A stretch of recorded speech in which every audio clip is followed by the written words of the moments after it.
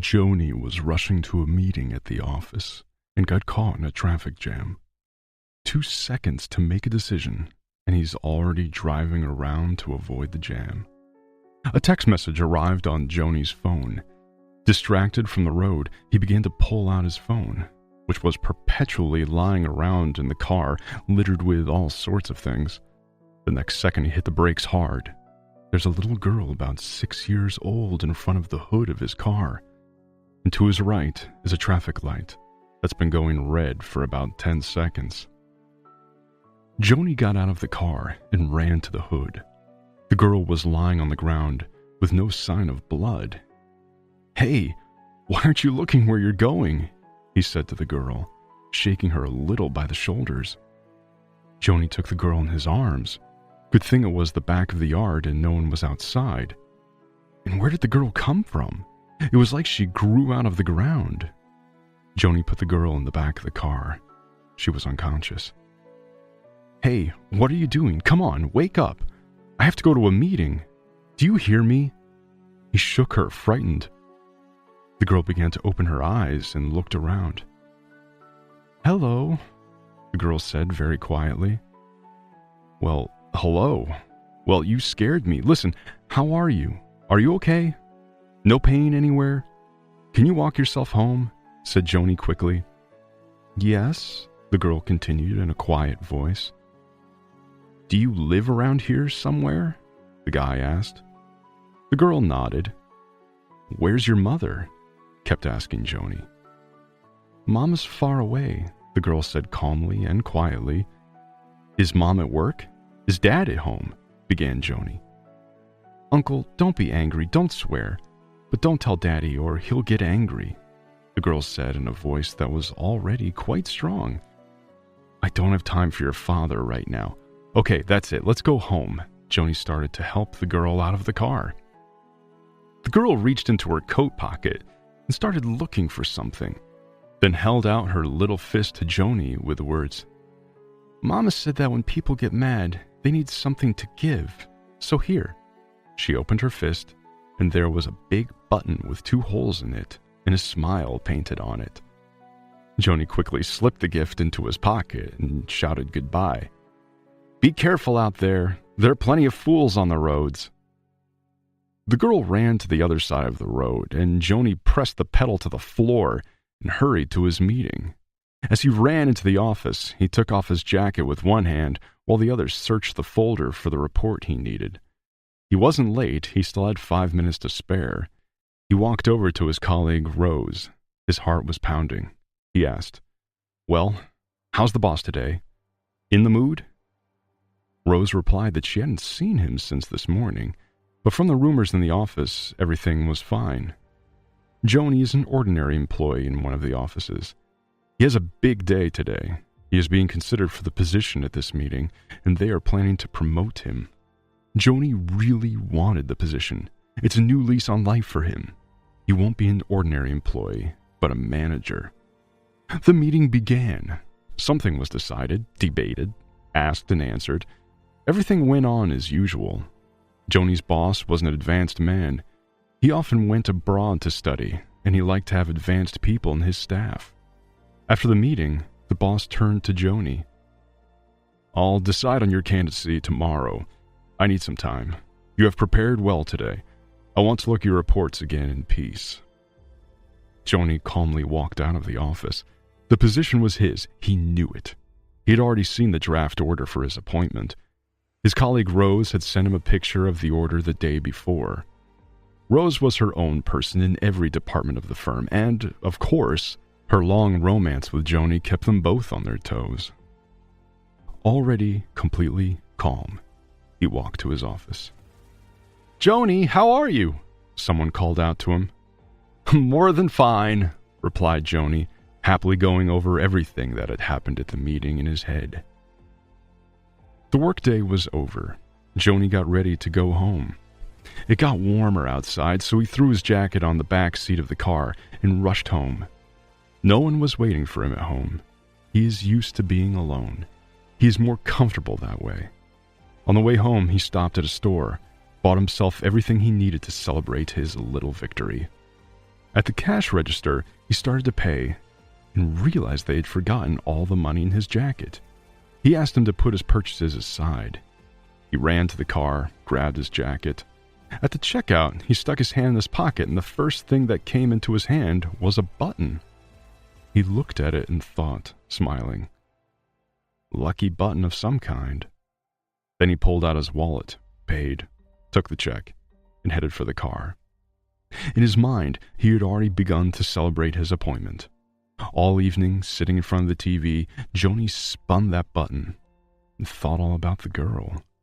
He remembered how his grandmother had raised him, because his mother, leaving little Joni to his mother, had gone off to conquer the big city and never returned.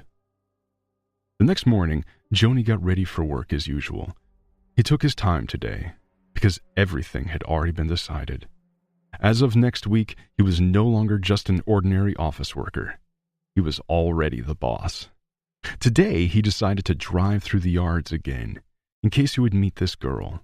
He even bought lollipops with smiley faces at the cash register. On his way out of the store, Rose called him. "Hi, Joni, I didn't call you last night. Listen, after you left the office yesterday, my boss called me in and said he was considering me for the job of department head. I was up all night. Joni, did you get dumped or something?" Joni listened and remained silent. This was clearly not the turn of events he'd anticipated, as if he'd been doused with cold water. "Rose, what are you talking about? Are you in charge?" The guy replied in surprise. "That's what I'm telling you. I think they've already got orders for you, and here I am. But he started it for me yesterday. You have a good record. You understand what responsibility means. And as a manager, you have good skills," said the colleague. "Skills? Rose, what are you talking about? I have a meeting with him this morning. I'm going to be scheduled.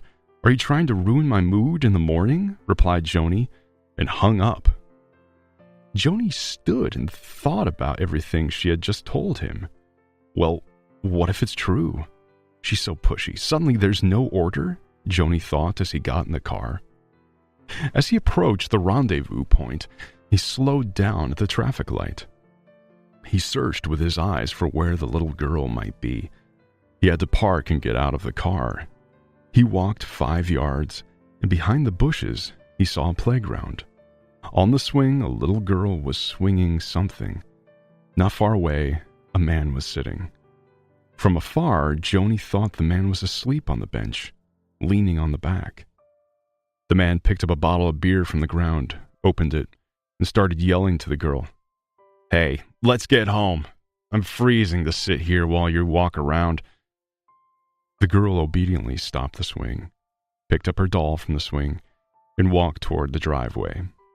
The man got up and followed the girl unevenly. Joni silently watched everything that was going on, like something out of a movie. He wanted to stop the man and reprimand him. But Joni stood stock still, just watching them go into the entryway. He came to his senses that he was actually on his way to work, and that's where he followed. He couldn't get the scene he'd seen this morning out of his head. He even stopped to think about Rose's phone call and his promotion. That girl, the doll on the swing, that button. "Joni, your boss wants to see you," came over the phone. "Got it. I'll be right there," he answered quickly as he went. "Joni, do you know that I think you are a very efficient employee? Your department has these excellent numbers. I took a closer look at the report yesterday. I like your approach, but I decided to take my time. I want to keep an eye on your department, and consequently, you. That's why we're not going to give you a promotion order today. Do you hear me?" his boss said. Joni, already distracted from the morning, flew somewhere far away from his body into space. "Yes, I hear," he replied, after a while, confused. "You wanted to watch me work some more. Don't be angry," he said into the void, stood up, put the candy he wanted to give the girl on the table. "Mama said whoever's angry should be given the good stuff," Joni continued. "Joni, are you all right?" the supervisor asked, and thought to himself, this is more than a strange thing to do from a man who claims to be an executive. "Yeah, "Yeah, it's okay," said Joni, and headed for the exit. What a day, thought Joni, sitting at his desk. All was well, and yet all turned out well. Rose sat across the table from him, smiling snidely when Joni looked in her direction, and Joni was already thinking that she was actually going to be in charge instead of him, and it made him sad. The day passed in thoughts and suspicious glances, each time Joni caught himself thinking that it was not for nothing that he did not trust women after all. In the evening, he decided to drive through that yard again, and if he could, he would walk to the man, apparently the girl's father. After work, he got to the yard. It was already dark. No one was there. He walked over to the bench where the drunk man had been sitting that morning. A woman with a dog came out of the entryway. Joni wanted to ask her about the girl, but realized in time that it was too suspicious to take an interest in the life of an underage girl whose mother is nowhere to be found, whose father is apparently an alcoholic. He sat down on the bench and realized that his whole plan was somehow incomprehensible to begin with. Why had he come here? What did he want to do? A second woman came up to the driveway, and they began discussing something loudly. "Oh, that man in apartment 14 got drunk again this afternoon. I took Sally to my place. Elizabeth from apartment 17 called the police, and they took him away, thank God. At least the girl's getting some rest." "It's about time they took away his parental rights," her other neighbor answered. "And I hear the screaming in the daytime. I knew it was Jacob singing. Feel sorry for the girl. She has suffered. He's always drinking, and he's always having strange guests at his house." "You don't say. When I remember Maria, she was so nice and decent.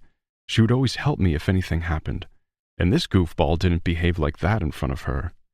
But you see how it is in life. The disease doesn't ask how old someone is." "Oh, don't tell me. God forbid that for anyone." Joni listened, and the picture of what was happening was becoming even more incomprehensible than he had painted it yesterday. He came home in a depressed mood. A strange emptiness had formed. After all, she's a nobody, he thought to himself. And how many children all over the country live with parents like that? They ruin kids' lives. All night long he slept badly. It was the girl, the traffic jam, or the boss talking together with Rose in his head.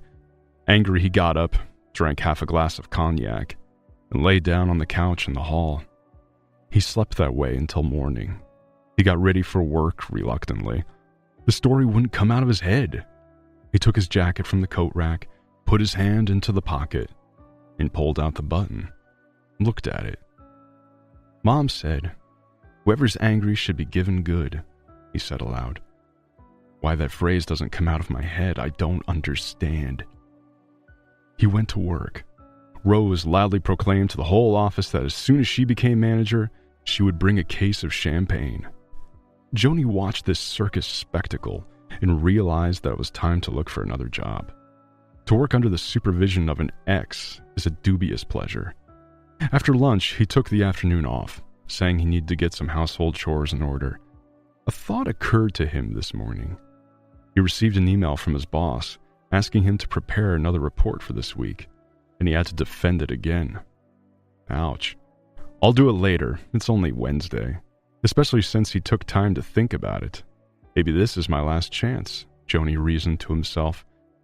Yes, after all, it's not the only company in town. If they don't hire me as manager, I'll look for a new job anyway. And now I'm not going to get upset before time. Solve problems as we get them. Joni got into his car and took a familiar route to the yard where the girl lived. On the way, he stopped at the store, bought all kinds of food, sweets, fruit, hoping to somehow brighten up the life of little Sally. He walked up to the front door and rang the intercom, dialing the number 13 at random. The other side of the intercom answered. "Good afternoon," he said into the intercom. "I'm a representative of the volunteer movement Do Good," Joni began, making it up as he went along. "I've brought a bag of groceries for the family in apartment 14. Can you tell me when they'll be home? No one's answering." "So there's no one there," a woman's voice answered. What about groceries? Insisted Joni. The door was opened. Joni walked quickly up to apartment 13. The door was already opened. On the threshold stood the woman who had walked the dog last night. It's the first time your volunteers have decided to help. How many times have we written to various authorities, and when we don't have to, you're right there, the woman began indignantly. Can you tell me when the tenants of apartment 14 will be by? Joni was persistent. They won't be home anymore. Sally was taken by her aunt today. And that's it. The father's being deprived of his parental rights. Enough to spoil the girl's life. He's fed up with everyone in the house. It's easier for the whole building to breathe. The woman was indignant. What am I supposed to do? After all, a whole package was brought in. People collected, bought, brought to us, Joni began to say perplexedly. The aunt doesn't live far from here. You can even walk there. Only I can tell you the number of the house and the street. I won't tell you the apartment. Wait for them in the yard. Ashley often walks with Sally. Go ahead. Write, said the woman. Joni started to quickly write the address on his phone. Then he ran as fast as he could. When he reached the yard, he saw Sally walking on the playground. She was swinging a doll on the swing, just like yesterday. That's right, a doll. I should have bought some more toys. What about chocolates? Cussed Joni to himself. He suddenly felt uncomfortable approaching Sally. He looked around, looking for the aunt. There was a decent-looking girl sitting on the bench near the swing, not looking like an aunt at all. She was talking excitedly to someone on the phone.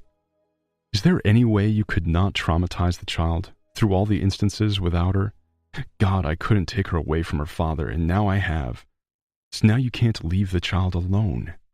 Joni waited for her to hang up and then walked closer to her. Good afternoon. Ashley? He asked. Yes, who are you? Ashley wasn't really surprised. My name is Joni. I'm a representative of the volunteer movement Do Good. Sally's family was on the database of the disadvantaged, so I brought groceries, and here's a package. He held out the package to Ashley. Well, Sally, you're in charge of her now, aren't you? Ashley looked at the package, at which point Sally walked over to them. Joni turned to her. Hello, he said, smiling. Oh, Uncle, hello, the girl replied. Sally, do you know him? Asked Ashley. Yes, we met yesterday, replied the girl. The day before yesterday, Joni corrected her. Those were the circumstances. He began to justify himself. I knew right away that you're not a volunteer. What kind of spectacle are you making here? What do you want? Wondered Ashley. I don't need anything, Joni replied guiltily. I really just wanted to give Sally this package and make sure she was okay. Joni handed the package to Ashley. That's it. You've looked and handed over the package, interrupted Ashley abruptly. Thank you, Sally. Let's go home. Ashley, Sally began. Don't swear. Mom said whoever's angry should be given good. The girl reached into her coat pocket, but found nothing there. Joni quickly slipped his hand into his jacket pocket and gave the girl a button, given to her by herself. The girl smiled, looked at the button, and handed it to Ashley. Ashley took the button and turned away so Sally wouldn't see her tears. Let's go home, my good one, she said quietly and calmly. Sally waved her hand at Joni and said quietly, Uncle, I'm out of buttons. I went across the street to pick them up, but my father won't let me go there, Sally said, walking away from Joni. Oh, my name is Joni. You can call me Joni, just not Uncle, he laughed. The girl waved her hand in agreement and followed her aunt's hand. Good day, Joni thought, and walked toward his car. At the end of the week, Joni prepared a progress report. He wasn't bothered by the situation. He even joked with his colleagues that he would stay with them forever, even if he didn't get promoted. Rose tried to joke with Joni that he would have to put up with being her secretary. But all that suddenly didn't matter. Everything went on as it had the last time. Questions, answers, clarifications, opinions. Joni, tell me, what do you think? Are there events that can radically change a person or his life? The boss suddenly asked out of the blue. I think so. Certainly. Every event leads to some kind of change, Joni replied calmly. As you said last time, whoever is angry needs to do good. Does that seem right? Does that lead to change? The warden went on. Joni was once again dragged out of his body into the vastness of space. He who is angry must get good. That's the principle, Joni replied. Well, integrity in our work is a valuable quality. So does it lead to change? The supervisor persisted. In my case, it worked. And in yours? Joni took the initiative and looked at his boss. Well, at any rate, it didn't leave me indifferent. I thought then and realized that there was some philosophy in it, the chief began to reason. It's a very good move, which I hope you as department head will be able to bring to mind. The chief held out the order of appointment to Joni. Sign and proceed with the transfer of cases. Rose will take over your cases. I'll let her know now. Oh, and yes, thank you for the candy for my son, the supervisor added, smiling. After work, Joni drove along the familiar road. Just on the way, he turned off at a little store. He was bringing Sally a present. He was bringing Sally a small bag of goodies. And perhaps it was no accident that fate had brought him together with Sally and her aunt. Perhaps it will lead to